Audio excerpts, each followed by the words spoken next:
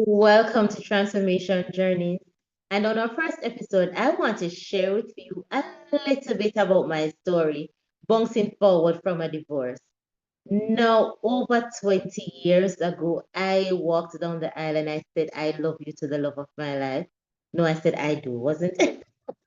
I said, I do to the love of my life. No, nobody, nobody could ever say to me that, girl, after 23 years, you're going to be alone.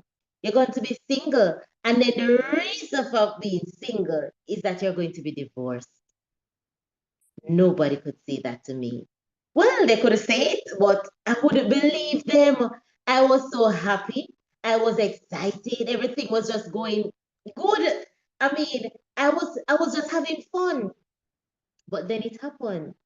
We got separated. And during that time of separation, I said it to no one. I didn't have the courage to say to anybody that, here what, my husband and I, we are separated. No person knew because maybe they would come to the house and he's not there, or maybe he would say to somebody, I don't know what persons knew.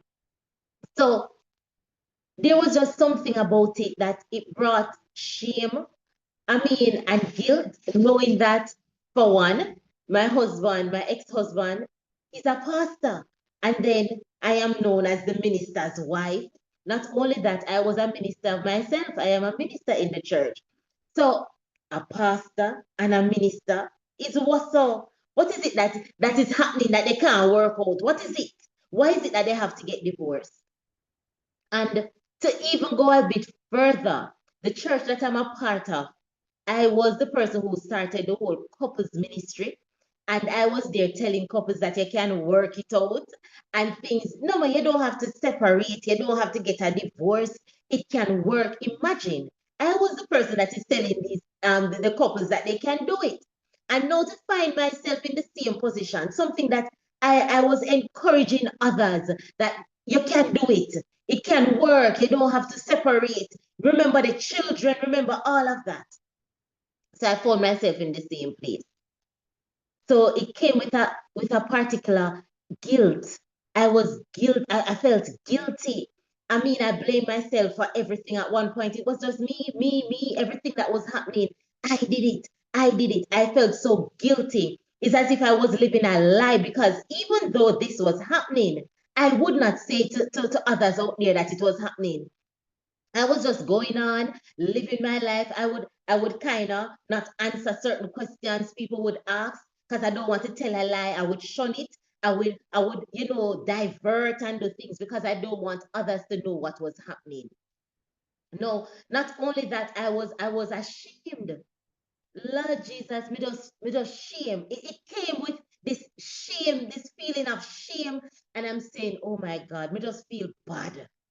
So I found that because of all that was happening, the feeling of guilt and being ashamed, I began to hide from places. I didn't want to go in certain spaces where, people would be there. So the church that I was a part of, I don't want to go to church because I was saying to myself, I'm going into church. I don't want to go to church to do anything. I just want to go to church to hear the word, go to church, be a part of church, and just don't do anything. But that would never happen because I go to church, I'm a part of praise and worship. I sit on the pastor's council. I do Sunday school. I help with the children's and the youth ministry. So I was involved. I'm on the choir ministry. I was so involved in every single area of church. Ladies ministry, you name it, I was involved. Maybe the only ministry I wasn't involved in was the men's ministry. So when I go to church and I just want to sit down and don't do anything, you always hear Minister Clark is coming to sing. Minister Clark is coming to do this, to do that. I was just always being called upon. So at one point, what I started doing, and I'm not telling anyone to do it, What I started doing is that when I go to church and I realize that they're going to like altar call and they're going to call persons for to get to do like deliverance prayer and stuff like that, I ensure even if what they're calling a person's friend have nothing to do with me, I present myself at the altar because I don't want to be called upon to pray. That's how it was. You understand? So I realized though it got bad that I said, no man, I feel like I'm living a double life. I started feeling this weight on me, this guilt. So I said, here what? I'm not going to do this. I'm not going to be going to church. So I stopped going to my home church and I started to go to a church. I started to go, not my home church, sorry. I stopped going to the church that I used to go to because I still had my home church. So I started going back to my home church, visiting. Not only that, there was this other ministry that started. So you know what, this ministry, nobody knows what is going on. I'm accepted at the ministry and I just go to church. The minister, the pastor, the elder who is in church, sorry, he would ensure that I am at church. You understand? So I was getting spiritual food. No, another thing that really bothered me was the fact that my church, they don't believe in divorce. And because I was sitting on the pastor's council, I knew the teaching of the church. And I was saying, all right, the church don't believe in this. And here I am coming being a part of the program, being a part of the sessions, and I'm just going on like everything is okay, and the church don't believe in it. What is it that I am saying to the person and the members of the church? You understand? So it brought with me that guilt. So I started to hide from places. You understand? I started to run from places to things I used to do. I just begin to run from it. I run from it. I don't want to go out anymore. Or even if I go out, I don't want to be in the spotlight. I don't want to be upfront. You understand? So there were things I hide from and things that I had to run from. But then there are things that I had to face. I had to face going work. Work was out of it. I couldn't stop going to work.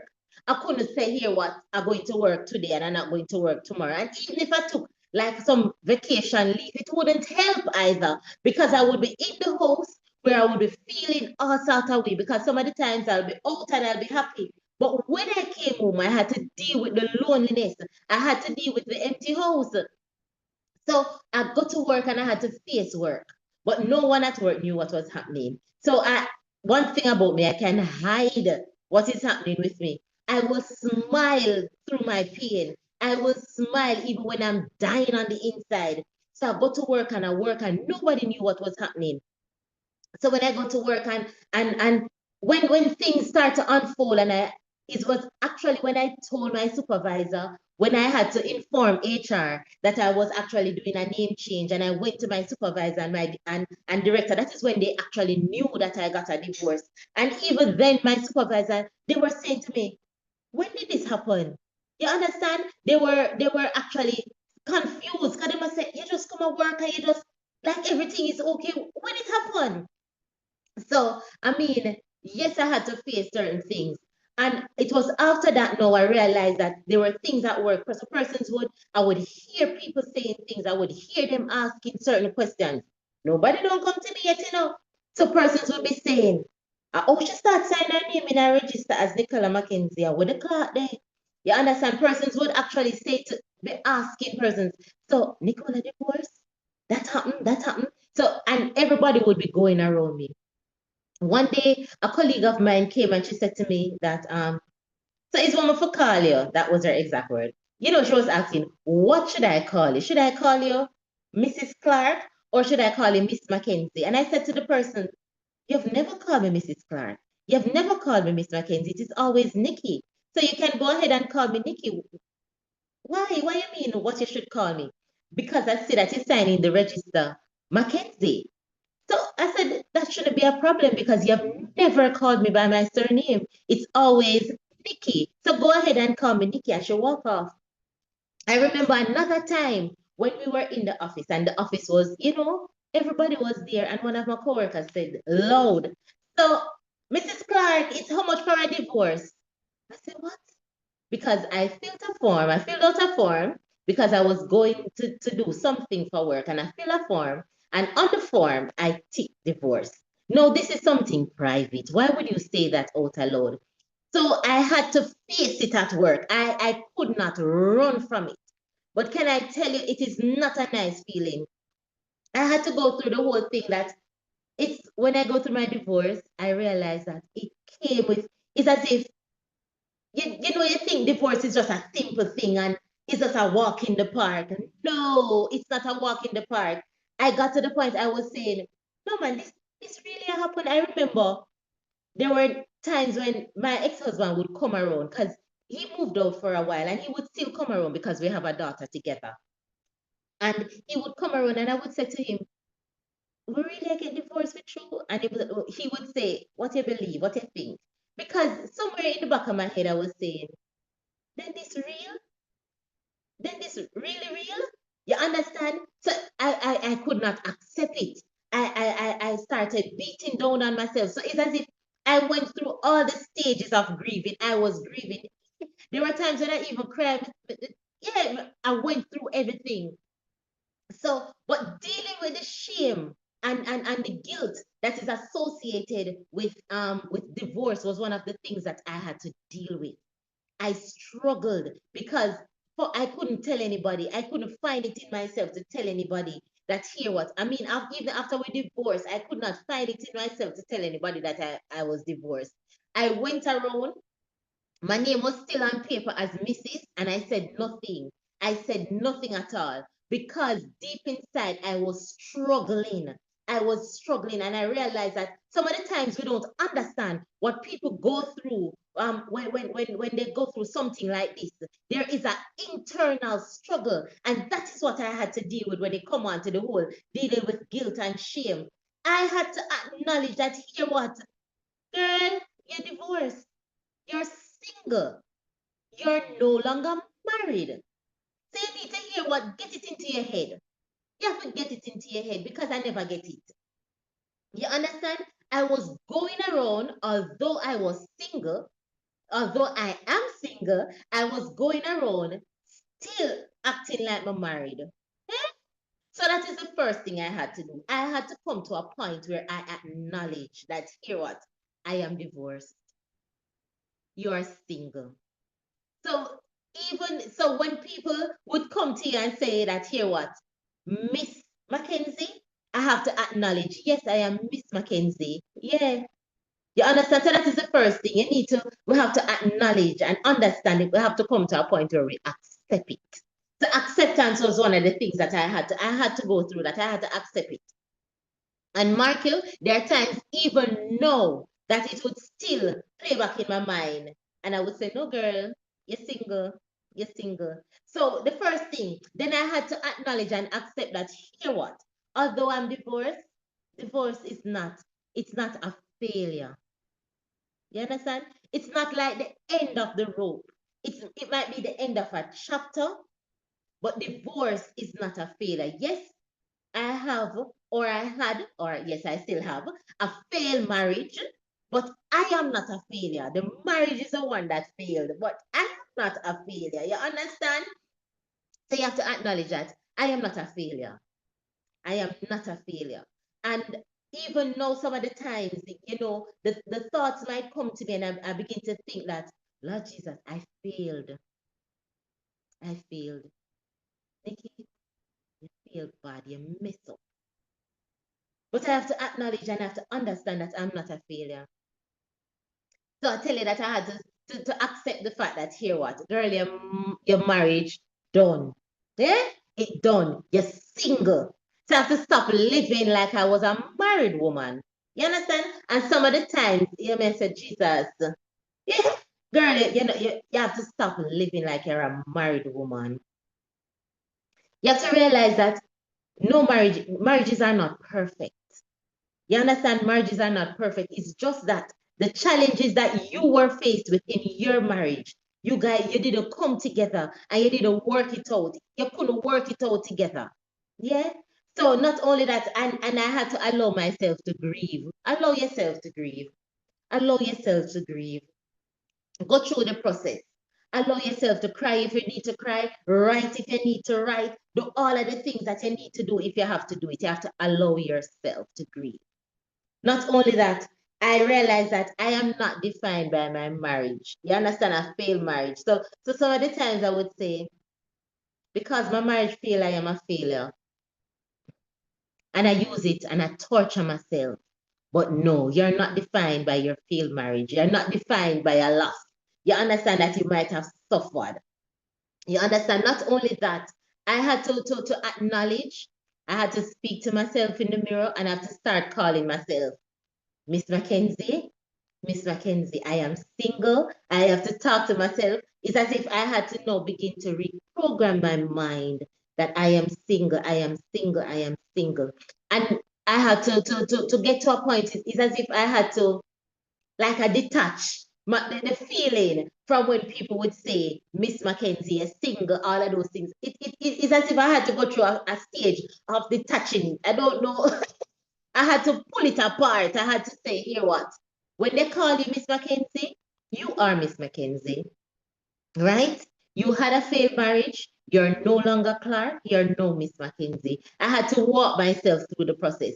And one of the biggest thing I had to do, I had to get help. I found out that I was locking away everything. I was storing things on the inside. I was bottling up everything on the inside. I kept everything here. I didn't talk to anybody about it. I didn't want anybody to know about it. And there's something I realized that whenever anything that you keep a secret that you don't want anybody to know as a Christian is as if the devil use it and he plays on your mind and your thoughts on it. So even as I do this video, I know even more the devil will not have this foothold on my mind where he's saying that you go in a church and you go to praise and worship. You're not afraid somebody knows say you got divorced. And he would say these things to me. So even the church that I visit now, when I started visiting the church, I didn't do anything at church. I just went and I sat in the back because in my head, I failed God. And because I failed God, I wasn't worthy to do anything for Him. But it is not in me to sit in church and not do anything. It is not in me. So I said, all right, God, I failed you. But I got to a point where I just said, God, just forgive me. You understand? For whatever I take the blame for whatever I did, and I am sorry. And I asked for his forgiveness, and then I started to pour myself back into church and pour myself back into ministry and say, how is it now that I can impact others? And I just begin to pour, to pour, to pour, to pour, to pour. And I realized that the more I did that, the better I felt. You understand? And it's as if things were just being lifted, little by little, things were being lifted. Yeah. So you have to give yourself time. It's not going to happen, just like that. It's not an overnight thing. There's a songwriter said that there's a song that said it's not an overnight thing. It's not an overnight thing. So in dealing with the shame and the guilt that might have been associated, to divorce, I had to go through a process. But get help. Get help if you have to get help. A lot of people would say, I'm mad people. I'm mad people. Go get counseling. No, nothing like that. Nothing like that. If you need help, go and get help. Trust me, it works. So this is the first the first episode of Transformation Journeys. I am Nicola Mackenzie. Join me the next time, and I'm going to tell you a little bit about the identity crisis that is associated with divorce.